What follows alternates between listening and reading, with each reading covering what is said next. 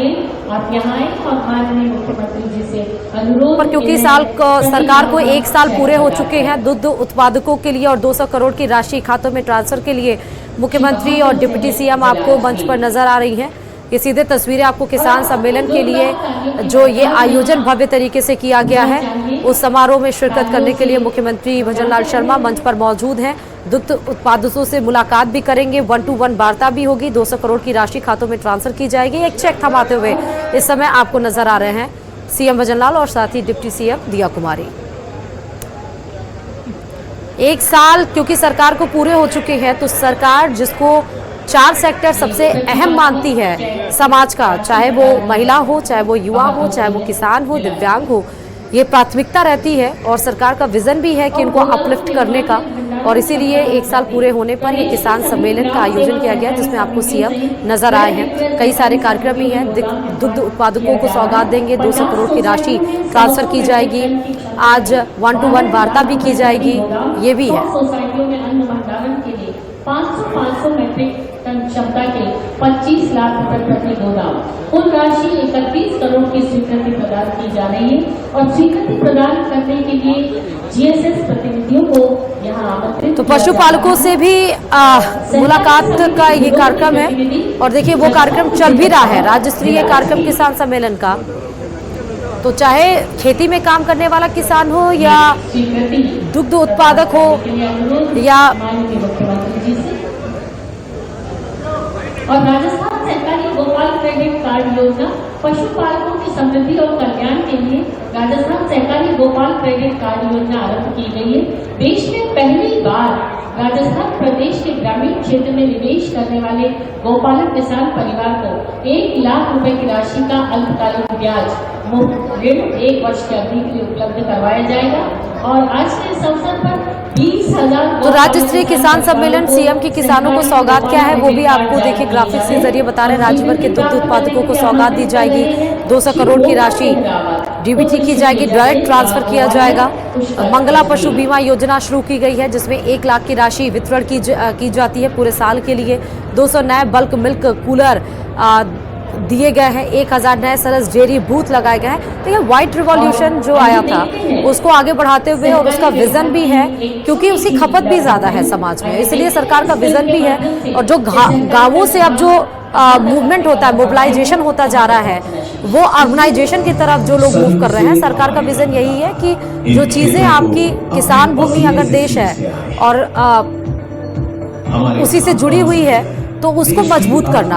इसीलिए 1 साल पूरे होने पर यह राज्य स्तरीय किसान सम्मेलन आयोजित किया गया है। किसानों की आमदनी बढ़ाने के लिए राज्य सरकार ने गेहूं की एमएसपी पर प्रति क्विंटल 125 रुपए बोनस दिया है। इससे लगभग 1 लाख किसानों को 150 करोड़ रुपए की बोनस राशि दी गई है।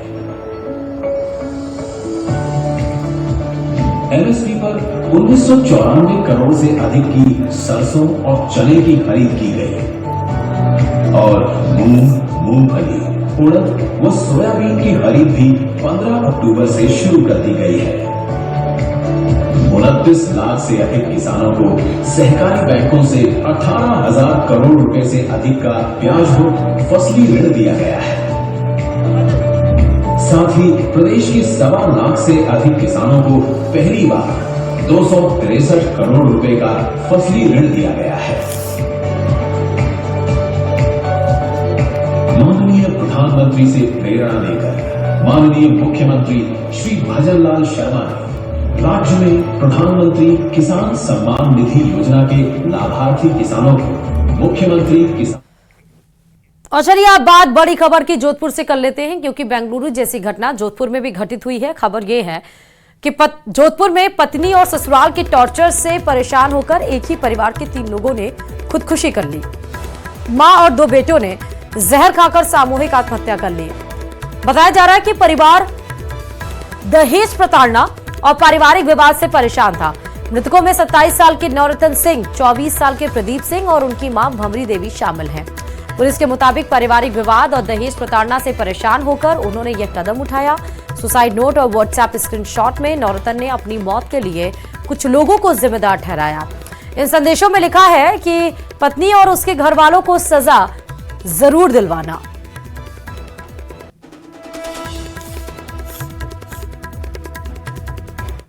को ओसिया थाना क्षेत्र में एक दुर्भाग्यपूर्ण घटना सामने आई थी, जिसमें एक ही परिवार की एक मां और उनके 2 बेटों ने आत्महत्या करी थी विषैला पदार्थ खा के। प्रथम दृष्टया विषैला पदार्थ खा के। यद्यपि पोस्टमार्टम करवाया है और मृत्यु के निश्चित कारणों का पोस्टमार्टम और एफएसएल से रिपोर्ट प्राप्त होने के बाद ही निश्चित कारणों पर टिप्पणी की जा सकेगी। इस संबंध में जो है आत्महत्या के उत्प्रेरण के संबंध में मुकदमा दर्ज मृतक के परिजनों द्वारा दर्ज करवाया गया है। हमने प्रकरण का अनुसंधान शुरू कर दिया है और अनुसंधान की कार्यवाही जो है हम बड़ी गंभीरता और त्वरित रूप से कर रहे हैं। और चलिए डूंगरपुर से बड़ी खबर आपको बताते चले। गलियाकोट में एनआईए की छापेमारी की कार्रवाई देखने को मिली। दरअसल एक मस्जिद के मौलाना से 7 घंटे तक एनआईए की टीम ने पूछताछ की है। चित्री पुलिस थाने में पूछताछ की कार्रवाई चली। पूछताछ के बाद मौलाना को एनआईए ने छोड़ दिया। मौलाना का मोबाइल फोन एनआईए ले गई है। आतंकी साजिश और फंडिंग को लेकर मौलाना से एनआईए के द्वारा 7 घंटे तक पूछताछ की गई।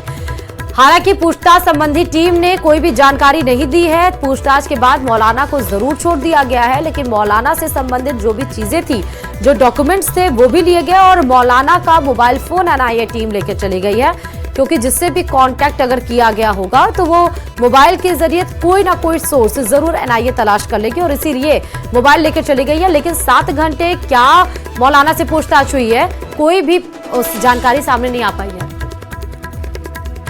ज्यादा जानकारी के साथ संवाददाता जयेश हमारे साथ इस खबर पर जुड़ चुके हैं। जयेश, 7 घंटे पूछताछ, क्या कुछ रिएक्शन एनआईए का, कोई बातचीत हो पाई है? देखिए, एनआईए की टीम पहली बार डूंगरपुर पहुंची थी और ये पूरी जो कार्रवाई हुई थी वो गोपनीय हुई।